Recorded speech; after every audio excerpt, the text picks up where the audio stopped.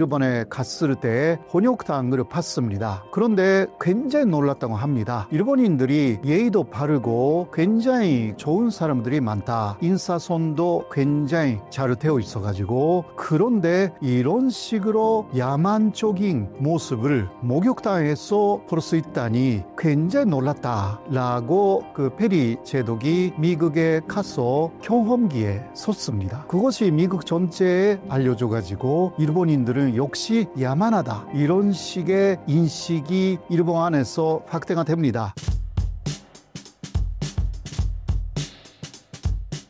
여러분 안녕하십니까? 세종대학교의 호사카 유지 교수입니다. 오늘도 이렇게 신사임당하고 또 재미있는 신기한 일본 측의 이야기를 많이 할 수 있어서 굉장히 기쁩니다. 감사합니다. 일본에서 혼욕 문화가 당연한 이유가 무엇인가요? 아무래도 역사적으로 혼욕탕이라는 것이 일본에서 이상한 것이 아니었습니다. 사실 처음은 절이나 신사에서 그 가족탕으로 시작되었고요. 그래서 가족탕이기 때문에 남녀가 그냥 부부 그리고 가족에서 목욕을 하는 것은 문제가 없었던 것입니다. 그렇게 하여서 손님을 대접하고 그 다음에 식사 같이 하고, 이러한 문화에서 혼욕이라는 것이 시작되었고요. 그것이 또 대중화된 거죠. 그래서 처음은 남탕하고 여탕, 이것도 만들면 2배가 되잖아요. 그러니까 뭐 금전적인 이유도 있었다고 할 수밖에 없는 것인데, 일단 남녀가 그렇게 같은 탕위에 들어가지만 상당히 약간 어둡게 하는 그러한 혼욕탕도 많았다고 합니다.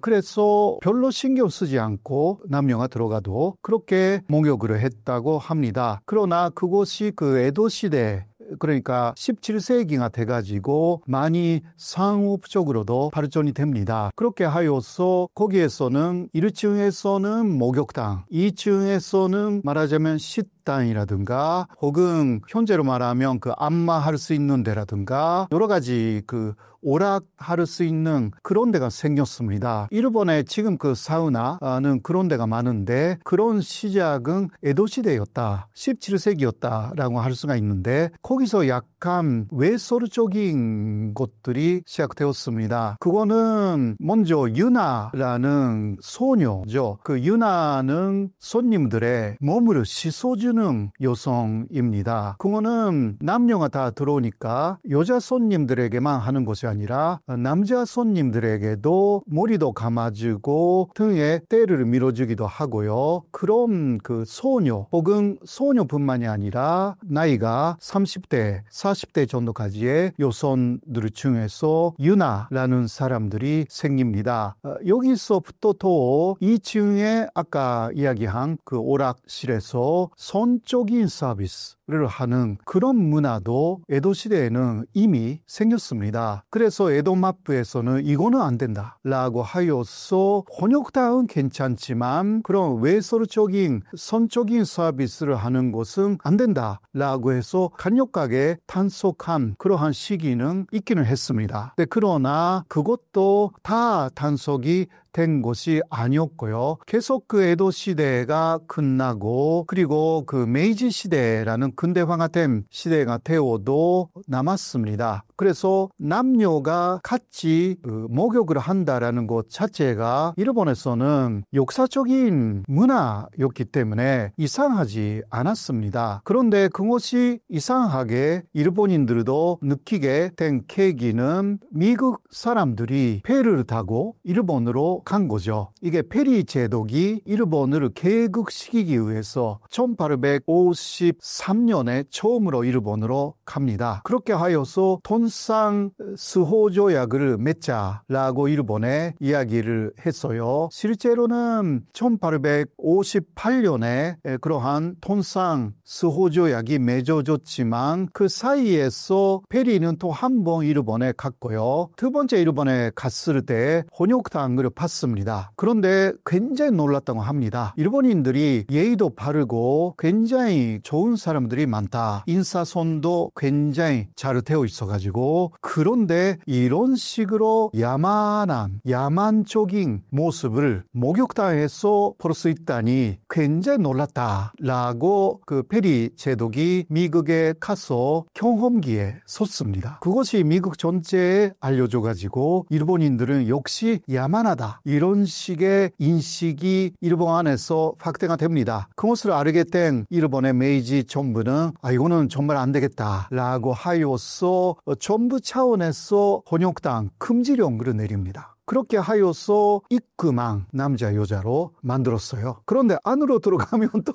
아직 왜냐면 갑자기 크게 만들 수가 없잖아요. 그러니까 표면적으로는 이게 혼욕탕 아니다는 식으로 외국인용으로 그냥 보인 거죠. 그러나 안으로 들어가면 아직은 혼욕탕이었어요. 그래도 역시 시간이 지나가면서 현재의 남탕, 여탕이 생기게 된 거죠. 그러나 일본에서는 지금도 특히 여행지에 가면요, 혼욕탕 남아 있습니다. 온천에서 남아 있습니다. 일본에 지금 20군데 정도 대단히 유명한 혼욕탕이 남아 있어가지고 저도 몇 번 갔습니다. 제가 가는 데는 다카라가와 온천이라고 하여서 도쿄에서 북쪽으로 100km 정도인데, 그러나 전혀 이상하지는 않습니다. 여성들은 굉장히 긴 타올을 주기 때문에 그곳으로 몸을 감고 그냥 들어갑니다. 남자들은 그냥 보통 타올로 그냥 들어가는데, 그러니까 여성들은 전혀 걱정할 그러한 필요가 없습니다. 그리고 현재 일본에 그러한 혼욕탕이 20군데 정도 있는데요. 어떤 곳은 수영복을 입고 그냥 들어간다고 합니다. 혹은 전용 옷이 있어요. 전용에 거기에 가서 그냥 빌려주는 아주 얇은 옷을 입고 목욕탕으로 들어갑니다. 그러니까 목욕탕인데 남녀 혼욕탕이기 때문에 같이 들어가니까 스포츠웨어 같은 거 그냥 입고 들어가는 거죠. 그런 면에서는 다 나체가 보인다라든가 그런 것은 아닙니다. 현재는. 그래도 옛날에부터의 혼욕이라는 그러한 문화, 지금도 일본에 남아있다라는 것을 말씀드릴 수가 있습니다. 에도 시대 때 혼욕탕 같은 문화가 발달하셨다고 하셨는데요. 대중화된 배경이 있을까요? 아무래도 역사적으로 그렇게 이어왔기 때문에, 그리고 그거는 말을 하지 않아도 남성들 중심의 문화였을 가능성도 충분히 있는 것입니다. 그렇기 때문에 에도 시대에는 또 남녀가 들어가서 굉장히 민망한 행위가 있었던 그러한 그 사례도 굉장히 많습니다. 그리고 남성들이 아무래도 그 남성들의 문화로서 자리 잡았기 때문에 그것을 또 단속하기가 그렇게 쉽지 않았던 거죠. 그때는 또 남성 위주의 사회였기 때문에 너무 문제가 되면 에도마프도 단속했지만 안 그러면 그냥 넘어갔던 그러한 역사였습니다. 하나의 에도 시대에 특히 그 에도 도쿄 중심으로 하나의 현재로 말하면 오락이었던 거죠. 일본 혼욕탕에 대한 일본인들의 인식은 어떤가요? 굉장히 좋죠. 나쁘지 않습니다. 왜냐하면 상당히 개방된 느낌을 느낄 수가 있고, 그리고 여성들도 뭐 여러 가지 방법으로 그대로 아르몸으로 들어가는 게 전혀 아니기 때문에 오히려 여성들이 남성들을 보면 남성들이 훨씬 아르몸에 가까운 거죠. 그런 게 있기 때문에 여성들에게 굉장히 인기가 있다고 합니다. 그렇기 때문에 뭔가 문제가 일어나는 것은 현재는 전혀 없습니다. 그리고 아까 제가 이야기한 다카라가 온천이라는 데서는 저녁 식사가 굉장히 별미입니다. 예, 1박 하면 거기서 저녁을 먹잖아요. 거기는 콤의 고기가 나와요. 콤. 그래서 가면 콤들이 우리 속에서 사육되고 있어요. 그래서 여기는 콤들이 많네 그렇게 생각했는데 그냥 살아있는 진짜 콤들이에요. 그런데 1박 했더니 밤에 콤의 고기가 나와요. 그래서 먹기 위해서 그냥 사육하고 있는 거예요. 콤의 고기가 굉장히 맛있어요. 그런 것도 있습니다. 그거는 뭐 혼육탕하고 별개의 이야기지만 그래도 그러한 콤의 고기를 먹는 데가 많이 없어요. 일본에서. 그런 면에서도 아까 이야기한 다카라가와 온천이 유명합니다. 일본 사람들이 가장 많이 가는 혼육탕입니다. 일본에서 가족 중심의 목욕 문화가 생기게 된 배경이 있을까요? 일본 사람들은 먼저 욕조가 집에 없으면 안 됩니다. 그래서 지금 그 일본에서 맨션, 한국에서 말하는 아파트라든가 혹은 단독주택이라고 해도 또 새롭게 건설을 하지 않습니까? 그런데 반드시 그 욕조가 있어요. 지금 한국에서는 욕조가 있는 아파트라든가 많이 없어져 가지고 그냥 샤워실만 있지 않습니까? 그런데 일본은 거의 90%, 95% 이상이 욕조가 있습니다. 이거는 일본인들이 역사적으로 탕에 들어가는 목욕, 욕조에 들어가서 느긋하게 좀 편하게 목욕을 하는 그러한 습관이 아주 옛날부터의 전통이고 지금도 지켜지고 있고, 이것은 하루의 피로가 샤워로서는 안 되고 욕조에 들어가야만이 피로가 풀린다라는 게 있습니다. 그런데 조금 큰 욕조가 있으면 어머니하고 아이가 작은 진짜 꼬마였을 때는 어머니하고 같이 들어가는 거예요. 그런데 그게 습관이 되니까 그 아이가 초등학교 고학년 그리고 중학교가 돼도 그냥 습관으로 그냥 그 남자아이라고 해도 같이 들어가는 그런 게 없지 않아 있는 것입니다. 그게 그 가족으로서는 좀 이상하지는 않죠. 그래도 중학생 정도가 되면 이제 어머니가 이제 안 된다 그렇게 이야기를 하죠. 또 온천에 가면 지금도 가족탕이라는 게 있어요. 가족탕이라는 것은 예를 들면 작은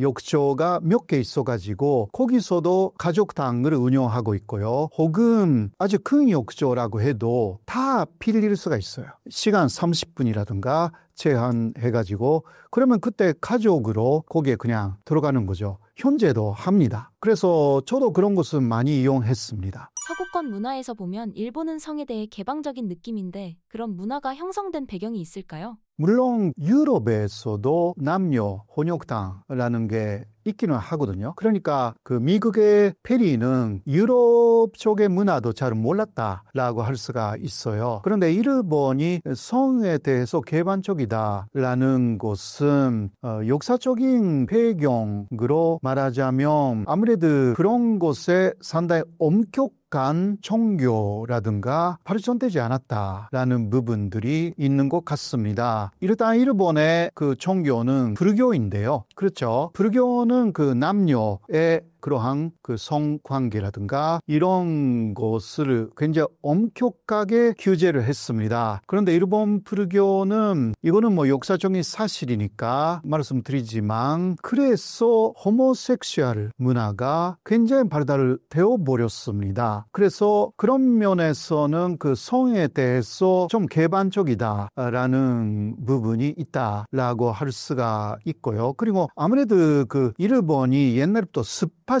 매일 목욕하지 않으면 굉장히 그 느낌 자체가 안 좋다. 땀으로 많이 흘리니까. 그러니까 목욕 문화가 발전되었고 그런 면에서 성에 대해서 개방적이다. 그래서 지금도 그 일본 집으로 가면요. 목욕을 하고 산반신 그냥 아무것도 입지 않고 돌아다니는 그거는 남성이에요. 여성 아니라 남성들이 굉장히 많습니다. 한국에서는 조금 그 생각하기 어려운 그러한 광경을 일본에서는 볼 수가 있습니다. 최근 일본의 대재앙을 예언한 만화가 화제가 되었는데요. 어떤 내용인가요? 이거는 오늘 제가 실물을 가져왔습니다. 이 책인데요. 내가 본 미래 완전판이라고 합니다. 타츠키료라는 사람이 작가이고 여성인데요. 이 여성이 재밌는 사람인데 만화가이기는 하지만 꿈에서 미래에 일어날 그러한 여러 가지 광경을 많이 봤습니다. 그래서 자신이 본 꿈이 이루어지기 때문에 상당히 놀라서 나중에 그것을 모아서 만화로 그렸습니다. 그게 1997년에 첫 번째 내가 본 미래를 냈어요. 이거는 두 번째 내가 본 미래인데요. 그러나 그때 사람들이 많이 주목하지 않았습니다. 왜냐하면 1997년에 냈는데 1995년까지 일어났고 그러나 그것은 미리 꿈에서 봤다라고 해서 그린 거예요. 예를 들면 다이애나비의 사망 사건이라든가 기타 퀸이라는 프레드리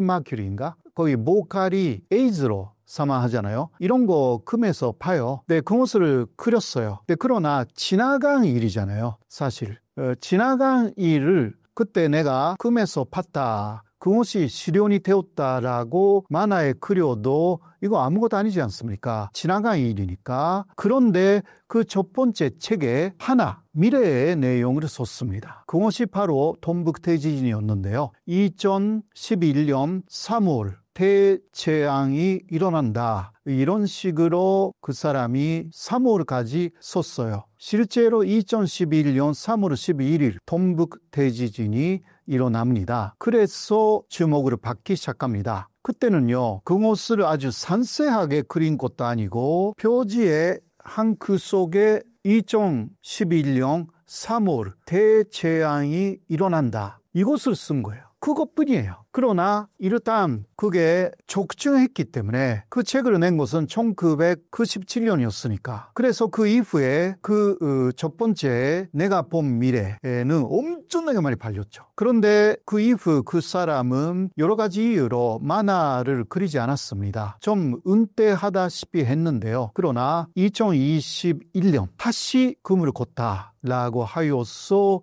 이 책을 낸 것입니다. 내가 본 미래의 완전판입니다. 네, 여기에는 이것은 2021년에 낸 책이지만 2025년 바로 올해의 예언이 더 상세하게 들어가 있습니다. 그냥 글자만 들어가 있는 것이 아니라 2025년 7월 5일 일본에서 대재난이 온다. 이번에는 재앙이 아니라 재난이 온대요. 말이 조금 다르니까 거기에 대해서도 여러 가지 해석이 있지만, 그리고 어떤 것이냐, 금에서 본 것을 그대로 이렇게 그렸습니다. 태평양의 필리핀, 그리고 대만 가까이, 그리고 일본에서 남쪽의 바다에서 대폭발이 일어난다. 7월 5일, 올해입니다. 그렇게 하여서 필리핀, 그리고 대만, 그리고 홍콩의 육지가 연결되어 버렸다. 이 폭발로 엄청난 해일이, 그러니까 쓰나미죠. 쓰나미가 일어나가지고 일본 열도의 4분의 1에서 3분의 1이 물에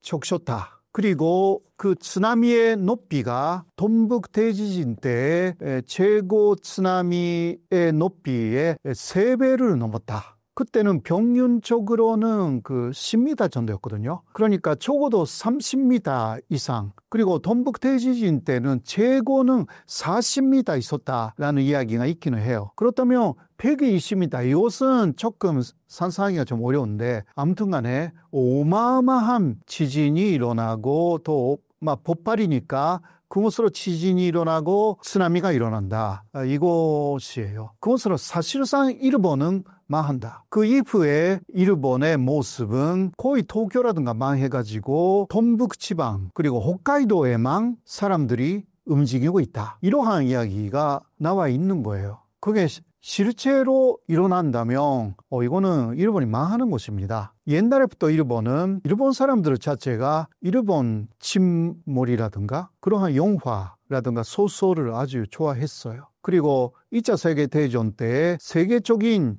예언자였던 미국의 에드가 케이시라는 사람이 일본은 물에 잠길 것이다, 이러한 예언을 했습니다. 그 사람 예언은 거의 90% 이상 적중됐거든요. 그러나 일본에 대해서는 그 에드가 케이시의 예언은요, 이렇게 되어 있었어요. Must be sunk. 그러니까 일본은 물에 잠겨야만 한다라는 약간 그 사람의 희망, 왜냐하면 그 일본하고 전쟁했기 때문에 그런 것으로 사람들은 이해하고 있었어요. 그런데 지금은 난카이, 남해 해곡의 대지진이라든가 이러한 것은 실제로 올 것이다.富士山의 대폭발도 있을 것이다. 언젠가는 이러한 이야기가 다 나와 있어서 또 그러한 난카이 트로프라고 해요. 남해 해곡에서 조금 지진이 지금도 있습니다. 그래서 일본 사람들이 굉장히 조심하고 있습니다. 일본 전문가들은 대규모 지진에 대해서 어떻게 예측하고 있나요?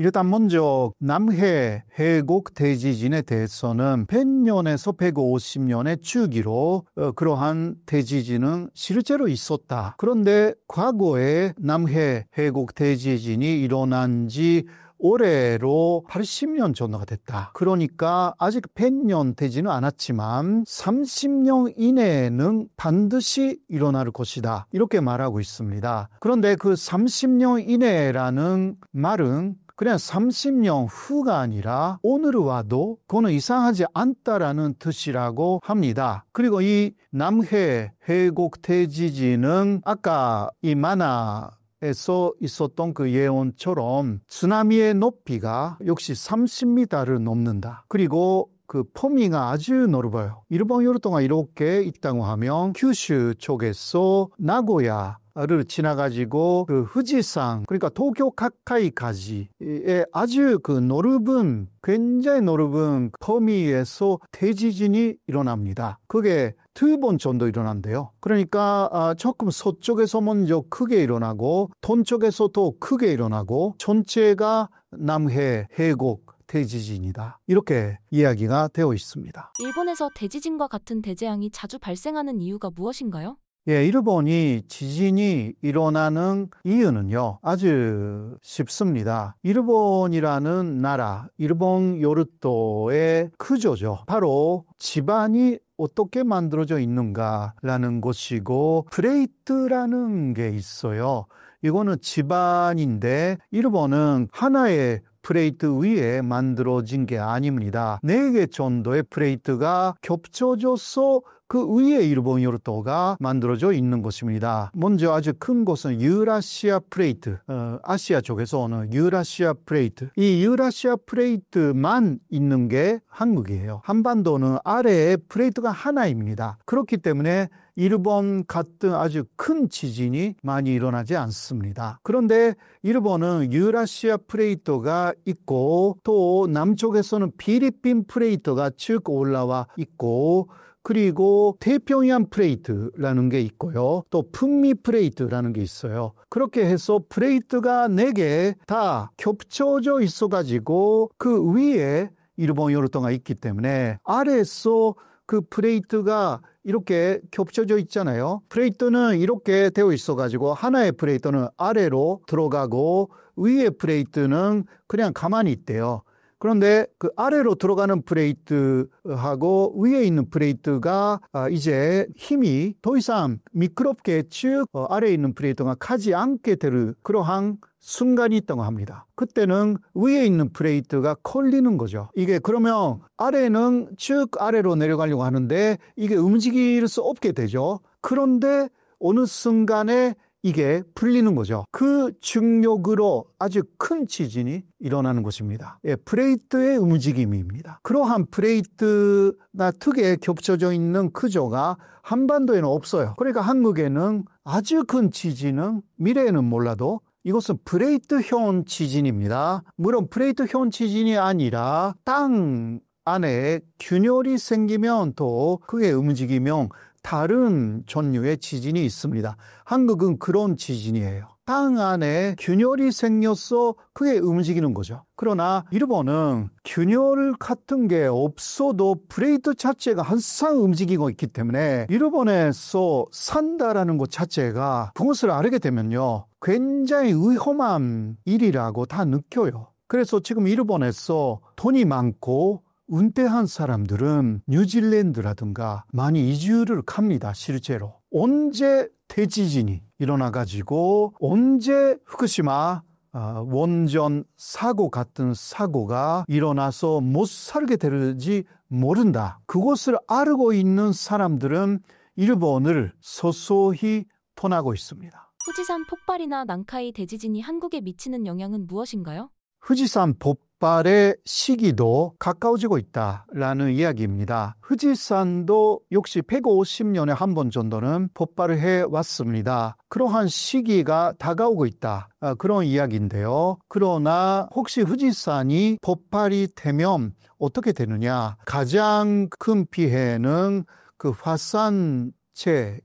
화산재 뭔지 아시죠? 엄청나게 그 분화구에서 나오는 거잖아요. 아주 가까운 데는 보통의 폭발로 50cm 정도, 화산재가 50cm 정도 쌓인대요. 50cm이면 어마어마하죠. 이곳으로 거의 모든 곳이 기능이 마비된다고 합니다. 그리고富士山에서 도쿄까지는 150km 정도 있습니다. 네, 도쿄에도 10cm 이상 쌓인다고 합니다. 10cm 쌓여도 이게 여러 가지 공장이라든가 모든 기기, 그게 다 움직이지 않게 된다고 합니다. 이런 곳으로 그러니까 판경 거의 100에서 150km 정도는 마비되는 거죠. 이것이 가장 큰 피해입니다. 물론 주변에서는 용암으로 굉장히 피해가 발생하지만 한국에 대해서는 좀 떨어져 있기 때문에 거의 피해는 없을 것입니다.富士山 폭발에